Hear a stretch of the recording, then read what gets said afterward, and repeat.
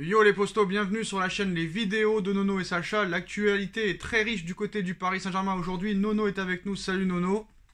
Salut Sacha. Alors Nono, on va commencer avec le match de demain. 11 points d'avance, le titre est acquis, presque à 100%. Sergio Ramos, encore une fois forfait contre Monaco, annonce le PSG. Il va continuer sa préparation individuelle et collective depuis le mois de juillet quand même, hein. La préparation est longue. Kipembe, Nuno Mendes ne seront pas disponibles non plus. C'est déjà les vacances au PSG ? Oh, on n'en est pas loin, mais attention, match très très difficile demain. Hein. Oui, mais à l'arrivée, si tu perds, qu'est-ce qui va se passer ? Il se passera rien. T'as vu encore Lens qui fait un match magnifique contre Paris et qui perd 3-2 à Nantes. Donc c'est un championnat chamboule tout, on n'y comprend plus rien. Alors Nuno Mendes, forfait face à Monaco, annonce le PSG. Il restera en soins pendant les prochaines 48 heures suite à une contusion au mollet gauche lors du match contre Bruges. Presnel Kipembe est resté en soins ce samedi matin pour des douleurs abdominales. Donc Ramos, Kipembe, Mendes, c'est presque toute la défense qui est out. Donc est-ce que déjà le PSG prend ce match à la rigolade ? On a vu que Neymar apparemment sur les derniers examens, ça confirme un petit peu ce qu'on a dit il y a quelques jours. Hein. C'est plus 6 semaines mais 8 semaines. Alors lui c'est plus devenu l'infirmier du club qu'un joueur de football. Julian Draxler lui poursuit les soins en rééducation. Là on a l'impression que c'est vraiment le Club Med en Espagne là. Ah mais là je crois qu'il y a un problème au niveau du staff médical. C'est pas possible, c'est blessure sur blessure. Ça devient inquiétant. Hein. On va jouer avec quelle charnière demain ? Alors Nono, ce qui est marrant, c'est qu'on disait pareil sur Emery, sur Tuchel, sur Laurent Blanc. Bon bref, il n'y a rien qu'à changer. Hein. Est-ce que c'est vraiment les staffs médicaux des coachs qui posent problème ? En tout cas, la charnière centrale, demain, il y a Diallo qui est disponible, Kehrer qui est disponible et le patron Marquis. Hein, ça devrait aller vers là, hein, vers ça. Ouais, mais je pense qu'on va trembler quand même. Hein. Bon, quoi qu'il en soit, trembler ou pas trembler, Pochettino pourrait ne plus être coach dans quelques semaines, on y reviendra. Je voulais revenir un petit peu sur l'histoire de Haaland hier, comme quoi Mino Raiola n'avait pas cité le Paris Saint-Germain. Il est revenu sur ses propos hier en disant « C'était un exemple de club. Les 4 clubs que j'ai cités, je peux t'en citer d'autres si tu veux. Real Madrid, Barça, Atlético, Manchester City, Chelsea, Liverpool. Ça ne veut pas dire qu'il n'ira pas dans d'autres clubs. Mais il n'a toujours pas cité le Paris Saint-Germain. Il dit maintenant Erling Haaland est seulement concentré sur le football. Il n'y a pas de négociation avec un club. Et je réitère ce que j'ai dit. Il n'est pas certain qu'il partira cet été, peut-être que ce ne sera pas au cours de l'été, mais celui de l'été suivant. Il dit tout et son contraire. Est-ce qu'encore une fois le mec nous prend pour des cons ou c'est vraiment de la communication ? Comme d'habitude, de la communication, tout et son contraire. Et puis comme je t'ai dit hier, il ira au plus offrant, surtout pour lui au niveau de sa commission. Parce que là, Nono, il est très fort. Hier, 24 heures, hein, il y a 24 heures, il nous dit, il ira soit au Real, soit au Barça, soit à City, soit au Bayern. Et là, il réitère. Il te dit, c'est pas parce que j'ai dit ça qu'il ira pas dans d'autres clubs. Il rajoute l'Atlético, Chelsea, Liverpool. Il ne cite toujours pas le Paris Saint-Germain. Alors, est-ce que ça veut dire que vraiment le Paris Saint-Germain est hors course ? Ou est-ce que vraiment le Paris Saint-Germain est grand favori et il veut pas le dire ? Et comment hier, il dit, il est très probable qu'il parte l'été prochain. Mais là, il nous dit, non, c'est pas sûr qu'il parte cet été. Ce sera soit cet été, soit le suivant. C'est me prend pour des cons, là, non ? Ouais, c'est du foutage de gueule. Moi, je te dis franchement, j'écoute plus trop ces ragots parce qu'on perd la tête avec tout ça. Mais par contre, je peux te dire que Haaland ne sera plus à Dortmund la saison prochaine. Et surtout, moi, Nono, qu'est-ce que je ferais si j'étais Zorc, le directeur sportif du Borussia Dortmund ? Je le vendrais cet hiver. Pourquoi je le vendrais cet hiver ? Parce qu'il y a une clause de 75 millions d'euros dans 6 mois. Et en plus de ça, le Borussia est éliminé de la Ligue des Champions. Haaland en Europa League, ça fait quand même mauvais genre. Donc s'il y a un club qui est vraiment intéressé et qui met 120 patates, autant le vendre cet hiver pour le Borussia. Ils sont un peu bêtes, non ? Je suis d'accord avec toi, mais t'as vu que maintenant c'est la nouvelle mode. Tout le monde veut acheter des joueurs libres. Voilà. Non mais il sera pas libre, sera pas libre. Il aura une clause de 75 millions cet été à 2022. Oui, mais tu me dis qu'à 75 millions, début de saison, elle disparaît la clause. Non, je t'ai pas expliqué ça, je t'ai dit... Pour Dortmund, ce serait plus intéressant de le vendre cet hiver, vu que la clause de 75 millions d'euros est active seulement l'été 2022. Donc pourquoi pas le vendre plus cher cet hiver plutôt que moins cher cet été, vu qu'il y a une clause ? Ah, excuse-moi, j'avais mal compris. Je suis tout à fait d'accord avec toi. Faut mieux le vendre cet hiver, comme ça il touche une vanne. Après, peut-être que les clubs intéressés préfèrent attendre quand même plutôt que dépenser une tonne d'argent. Mais voilà, une équipe comme Chelsea, par exemple, qui a proposé 170 millions l'été dernier, bon, ils pourraient peut-être tenter quelque chose, ou même Manchester City, pour prendre tout le monde de court, quoi. Ah oui, ils sont capables de faire une proposition très élevé. Hein. Regarde à quel prix ils ont acheté Lukaku, hein. Donc ils ont peur de rien, Chelsea non plus. Hein. Donc quoi qu'il en soit, Haaland ira dans le top 10 européen.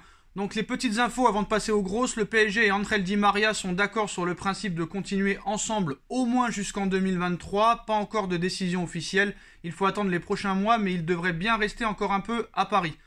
Oui, non, non, oui. Eh ben non, comme je t'ai dit hier, non. Ça y est, faut qu'il y ait un peu de changement.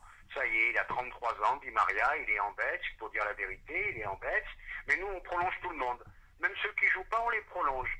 Alors je m'excuse d'élever un peu le ton, mais on ne fait que des conneries. Voilà. On prolonge Draxler, on prolonge Kurzawa, et on va prolonger Di Maria et Paredes. Voilà. On va comprendre quelque chose là-dedans. Alors les postos, on commence la deuxième partie de la vidéo avec du très très lourd, surtout en fin de vidéo, les postos, restez jusqu'à la fin. Mais on commence avec la Juventus de Turin qui veut recruter Mauro Icardi dès cet hiver. Alors, on parle d'un cadre d'un prêt dès cet hiver avec une option d'achat obligatoire. Vanda Nara a rencontré Andrea Agnelli cette semaine. De son côté, le joueur veut revenir en Italie. Le PSG demanderait minimum 50 millions d'euros. La Juve en proposerait peut-être 30 après les 6 mois de prêt. Nono, Icardi à la Juve pour un prêt avec option d'achat obligatoire. Qu'est-ce que ça t'évoque? Qu'est-ce que tu dirais? Ça m'évoque que je l'accompagne. S'il veut, je l'amène même à l'aéroport. Ça a été l'une des plus grosses arnaques du PSG ces derniers temps. Mais par contre, ils vont perdre un paquet par rapport à ce qu'ils ont acheté. Hein. Ça m'étonnerait qu'un club n'ait plus de 30 millions d'euros pour Icardi. Bah tu sais Nono, Thiago Silva 42 millions il est parti gratuit, Cavani 64 millions il est parti gratuit, Di Maria 64 millions d'euros il finira au PSG, Neymar 222 millions d'euros bah il finira sa carrière au PSG, Mbappé 180 millions d'euros il partira gratuit, bon c'est pas 40 millions ou 70 millions de plus qui va faire du mal au PSG. Oui, tout est possible, de toute façon on a l'habitude de se faire arnaquer nous, et comme je t'ai dit dans une précédente vidéo, Leonardo ne sait pas vendre du tout. Et c'est ça qu'on lui reproche. Alors Nono, si Icardi était amené à quitter le Paris Saint-Germain cet hiver, le PSG cherche déjà son remplaçant. Et cet été, déjà, le nom de Anthony Martial avait été évoqué au Paris Saint-Germain. Et ben, on reparle de ça pour cet hiver. Anthony Martial pourrait venir remplacer Mauro Icardi alors que son agent a déclaré qu'il souhaite s'en aller de Manchester United en janvier. La priorité pour l'instant du Paris Saint-Germain cet hiver sera de dégraisser. Mais si jamais Mauro Icardi venait à partir, Anthony Martial pourrait être une option cet hiver. Alors moi je vais donner mon avis, c'est non, non et non. Faire partir un éclopé pour un autre éclopé, non merci. Et quant à moi, ça serait une connerie de plus, hein, comme si on n'en faisait pas assez. Qu'est-ce qu'on va aller chercher Anthony Martial qui est blessé 6 mois de l'année tous les ans? Mais je sais pas, je n'arrive pas à comprendre. J'espère que cette information est juste une rumeur, hein. Parce que là, ça serait encore une grosse erreur. Après, Nono, comme tu sais, dans les mercatos d'hiver, c'est très compliqué de prendre des joueurs fiables. Hein. Ah ben ça, je le sais. Mais pourquoi encore s'emmerder avec un joueur qui est blessé tout le long de l'année? Alors, on va pas encore recommencer avec Anthony Martial, on n'en a pas assez. Faut arrêter à un moment. Pourtant, c'est un joueur qui a des qualités quand même intrinsèques pas mal. Malheureusement, les blessures gâchent un petit peu sa carrière. Ben, je suis d'accord avec toi, il est pas mauvais le mec, mais blessure sur blessure. Alors on va pas encore recommencer. Alors on enchaîne avant la grosse information sur les propos de Aurelio De Laurentiis, le président de Naples, qui clash encore une fois le Paris Saint-Germain comme tous les autres clubs. Alors c'est toujours le Paris Saint-Germain qui est visé, de moins en moins Manchester City. Pourtant Manchester City a fait beaucoup plus de transferts ces dernières années que le Paris Saint-Germain. Le PSG, j'ai vérifié Nono, depuis 2011 et le rachat du club, c'est le club qui a dépensé, c'est le 5e club qui a le plus dépensé. C'est-à-dire que des équipes comme le Real, le Barça, Manchester City et la Juve ont plus dépensé que le Paris Saint-Germain sur les 10 dernières années. Pourtant, c'est le PSG qui est visé. Aurelio De Laurentiis, comme tu le sais, n'a jamais porté le PSG dans son cœur depuis la venue de QSI à la tête du club français et surtout depuis le départ d'Edinson Cavani. Donc le président napolitain a déjà fustigé par le passé la grande influence du Qatar dans le football européen, mais visiblement il n'est pas encore rassasié. L'homme d'affaires de 72 ans a de nouveau critiqué le PSG du Golfe Persique, on va dire, critiquer le petit état du Golfe Persique, reprochant au passage à l'UEFA de lui avoir ouvert les bras. Alexander Seferin en prend notamment pour son grade.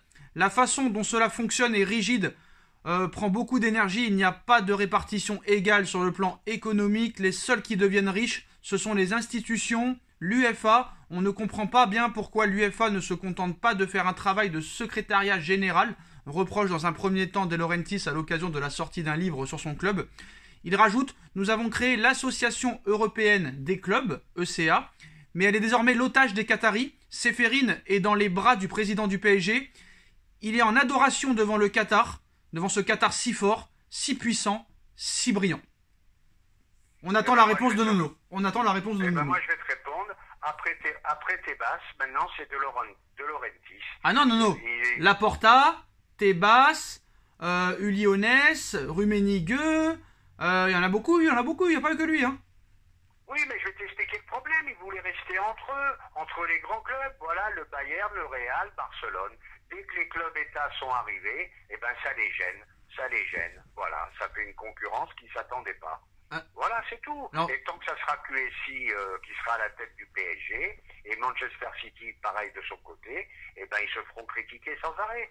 Ça n'arrêtera pas. Alors, Nono, voilà. moi je vais quand même défendre le Paris Saint-Germain. Alors, c'est vrai qu'on ne va pas se mentir, Nasser, en disant non à la Super League et en se mettant avec Séphérine, bah, il a déjà prévu les prochains mercatos pour être tranquille au niveau du fair play financier. Mais, comment on peut venir critiquer le Paris Saint-Germain alors que depuis 2017, le PSG n'a pas réellement beaucoup recruté, surtout l'été dernier. Messi, il est arrivé gratuitement, Wijnaldum, il est arrivé gratuitement, Ramos, il est arrivé gratuitement, Donnarumma est arrivé gratuitement. Par contre, quand le Barça achète des Dembélé 120, des Coutinho 165, des De Jong 90, des Griezmann 120, ça ne dérange personne. Le Real, 380 millions de recrutement en 2019, ça ne dérange personne. Manchester City, qui dépense sans compter depuis des années, ça n'embête personne.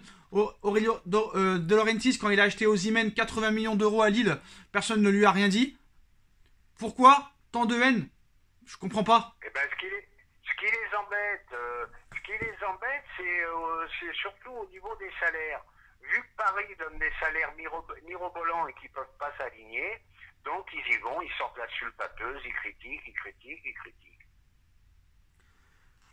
Donc je crois que lui, il était pour la Super League, donc on verra les postos. Mais voilà, encore une fois, un président de club qui clash le Paris Saint-Germain. Déjà, Aurelio De Laurentiis, il ferait mieux de s'occuper de son équipe, de la mettre en Ligue des Champions avant de pouvoir parler. T'es bien d'accord avec moi quand même, Nono? Le Naples n'est même pas en Ligue des Champions. Oui, mais ça, ils s'occupent plus du PSG que de leur équipe. Hein. Non, mais Naples n'est même pas en Ligue des Champions. Qu'est-ce qui vient parler celui-là? Honnêtement, déjà. Eh ben voilà, occupe-toi de ton club. Par contre, quand t'as pris les 64 patates pour Cavani, t'étais bien content. Et depuis des mois et des années, et je sais pas combien de mercato pour Koulibaly, 50, 60, le mec il refuse. On va bien pas pleurer. Hein. Bref. Eh ben c'est des grands rageux. Alors Nono. Lui et Tebas, ils s'arrêteront jamais. Écoute ce que je te dis. Et Uliones et Laporta et les autres. Nono. Voilà. Ils s'arrêteront jamais. Hier, je sais pas si t'as vu, Didier Deschamps était l'invité de Roten sans flamme.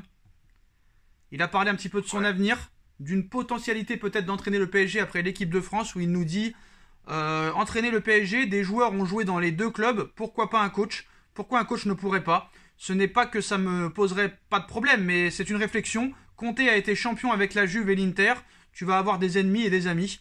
Donc Deschamps, peut-être entraîneur du PSG dans plusieurs années, ça pourrait être une possibilité. Mais surtout, la phrase qu'on va retenir, Nono, c'est que Deschamps n'aurait pas l'intention d'arrêter la sélection après 2022, si bien sûr il y a une belle Coupe du Monde. Donc comme tu sais, hein, le Paris Saint-Germain ou l'équipe de France, ces derniers mois et plus encore ces dernières semaines ou ces derniers jours, l'avenir de Zizou fait beaucoup parler. Et si l'ancien meneur du jeu du Real Madrid a également été annoncé du côté de United aussi, son avenir, tout le monde pensait que ça devait s'écrire avec l'équipe de France, mais on parle de plus en plus du Paris Saint-Germain. Deschamps n'est pas prêt de céder sa place. Hein. Il nous dit « J'ai pris la place de Laurent Blanc, quelqu'un prendra ma place, cela sera Zizou ou un autre ». Ce n'est pas le fait que j'aime ou j'aime pas, il faut que les conditions soient réunies. Zizou a un lien avec l'équipe de France, avec lui, on a dit qu'il serait sélectionneur quand il a lancé sa carrière. S'il le veut et que les conditions sont là, tant mieux. Parmi les conditions à réunir, hein, la plus importante, c'est bel et bien que Deschamps ne soit plus sélectionneur des Bleus après la Coupe du Monde 2022. Il nous dit « Je ne sais pas si je resterai après la prochaine Coupe du Monde et je ne m'en préoccupe pas. Continuer est une possibilité, ça l'a toujours été, je ne me suis jamais soucié du lendemain. » Donc maintenant, est-ce que ces propos de Deschamps veulent dire que Zidane n'a plus le choix? Il doit accepter l'offre du Paris Saint-Germain. Ah ben moi je pense que si Deschamps prolonge, Zidane sera au PSG. Maintenant, non, oui, Zidane sera au PSG. Maintenant, pour moi, Deschamps n'est pas compatible du tout avec le Paris Saint-Germain, avec l'effectif du PSG. Bon, maintenant, c'est vrai, Dédé la gagne, mais à côté de ça, qu'est-ce qu'on peut s'ennuyer? Alors, faut choisir le beau jeu ou la gagne. C'est vrai qu'avec Pochettino... Avec lui, t'as une chance enfin de remporter la Ligue des Champions. C'est vrai qu'avec Pochettino, on se régale. Ben moi, je vais te dire un truc, Nono. Moi, je regarde les matchs de l'équipe de France. Peut-être qu'on s'ennuie, mais par exemple, le match contre l'Espagne ou la Belgique lors de la Ligue des Nations, je suis désolé, on s'est pas ennuyé. Au moins, on sait ce qu'il veut faire. Le mec, c'est la contre-attaque. Comme Ancelotti, c'est la contre-attaque. Et je suis désolé, d'accord, on nous dit c'est défensif. Mais à la Coupe du Monde, t'en mets 4 à la Croatie, t'en mets 4 à l'Argentine, t'en mets 3 par-ci, t'en mets 3 par-là. Quand t'es défensif, tu mets pas 4 buts, 4 buts, 4 buts. Je suis désolé. Oui, je suis d'accord avec toi. Mais avec lui, c'est vrai qu'avec lui, on sait où on va. Hein. Voilà. Bon, mais je veux dire que c'est pas un entraîneur qui m'a fait rêver. Mais maintenant, pourquoi pas, hein? Pourquoi pas? Parce que... il a la gagne en lui, le mec. Donc, peut-être qu'avec lui, si par hasard il arriverait au PSG, peut-être qu'avec lui, tu peux la gagner, la Ligue des Champions. Donc, pour l'instant, on parle pas de Deschamps, on parle de Zinedine Zidane. Alors, Zidane au PSG dans quelques semaines. Alors, déjà, avec Pochettino, on s'ennuie plus que l'ennui. C'est ennui, plus ennui, plus ennui. Et on nous explique aussi, d'après la Cadena Copé, que le PSG est prêt à prolonger seulement d'une année Mbappé pour qu'il soit présent lors de la saison de la Coupe du Monde au Qatar. Est-ce que un an de plus Mbappé, c'est possible? Une année supplémentaire? Ben, je crois que c'est la seule option qui reste possible. S'il doit re-signer, il signera pas plus. Peut-être qu'il veut remercier le club de tout ce que le club a fait pour lui.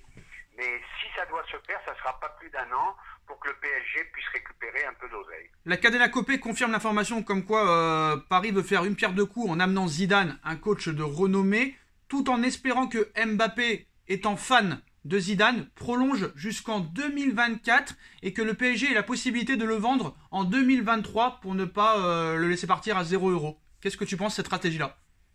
Ben, c'est une option qui est possible. Moi, j'y crois pas trop, je te dis franchement, vu son insistance à vouloir partir au Real, mais ça rentre dans le domaine du possible. Ben, avec Paris, on sait jamais, hein. Tu as bien vu, on a fait venir Neymar, on a fait venir Messi. Donc prolonger Mbappé d'une année, pourquoi pas? C'est dans le domaine du possible, bien que je n'y crois pas trop. Et la Cadena Copé rajoute avec la Honda Serra que Mbappé demanderait le plus gros salaire du club pour pouvoir prolonger, même à court terme. Un dernier mot là-dessus, Nono, avant de se quitter. Oh, je l'aime beaucoup Mbappé, mais quel boulard, oh là là, tu touches pas assez, Kylian. Eh ben, s'il faut te donner le plus gros salaire, on te le donnera. Et ben voilà les postos, c'est la fin de cette vidéo. Dites-moi en commentaire ce que vous en pensez. On like, on partage, on commente, on s'abonne. Nono, on se retrouve demain pour le débrief PSG Monaco et merci d'avoir été présent avec nous. Adios. Salut les gars.